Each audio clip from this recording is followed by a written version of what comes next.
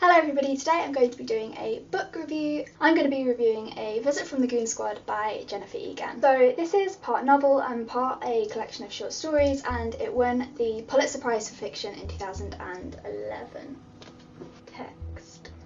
It's definitely maybe the most creative narrative structure that I've come across recently in a novel. Or maybe since I can remember, actually. I'll start off by saying that I can really see why this run... every time.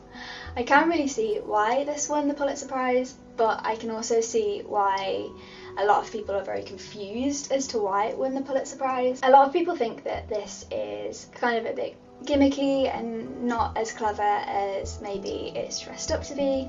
I personally really like the whole chapter done in PowerPoint, but I can really see why that might not be everybody's cup of tea. I think that this book is a really creative piece of work, and the kind of book that doesn't really settle neatly into any kind of genre or style or like theme. So I said that this book functions as kind of like a novel and kind of like a collection of short stories, and what I mean by that is that this book is kind of a stitching together of snippets of narrative, kind of wound really loosely but also very strongly around the idea of time and the passing of a life and like memories and change. Each chapter kind of flits into the next, but they are really subtly and cleverly linked, and I think that Egan does kind of achieve a really kind of well put together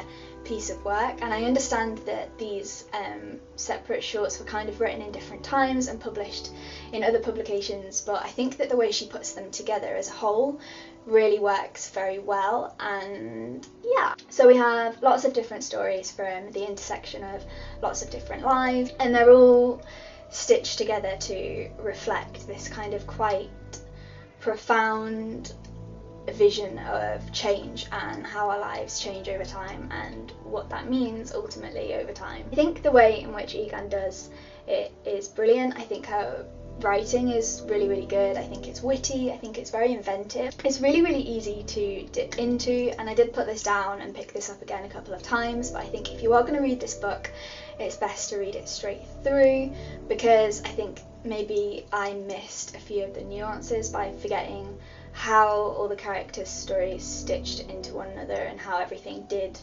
link, which is my mistake, so I can't really criticise the book in that respect.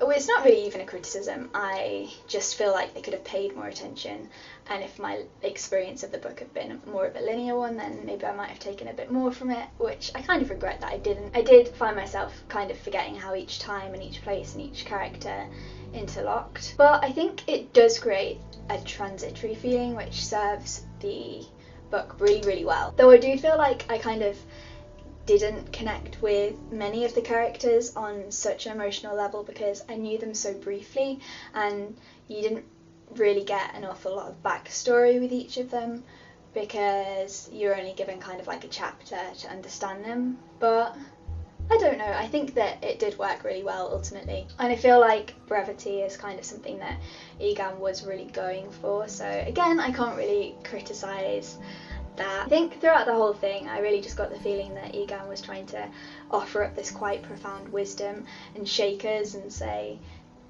appreciate the time that you have whilst you have it, because it will pass you by and life will happen to you, and you won't always be able to control the things that happen in your life, and things will never be the same as they are in this exact moment, and things will be gone before you've even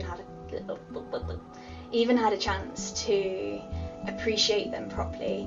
And I think that that is just, it's amazing advice, and I think she does it very well, and she does it with wit, and she does it in this way that kind of seems to be willing us to accept the passage of time, but also to notice the passage of time and to not let time pass you by. I do really like it when a book can give a message in the way that A Visit from Goon Squad gives a message. Ultimately, I gave this book a 4 out of 5 stars, maybe even a 4.5 out of 5 stars now I'm thinking about it, but I think you definitely have to go into this with an open mind and at a time when you can really concentrate on all the connections and the way in which everything is linked together. I do definitely recommend this book.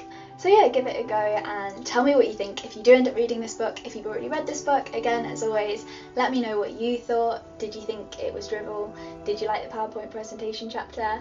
Yeah, let me know what you think. I really hope that you enjoyed this video, and I'll see you in my next one.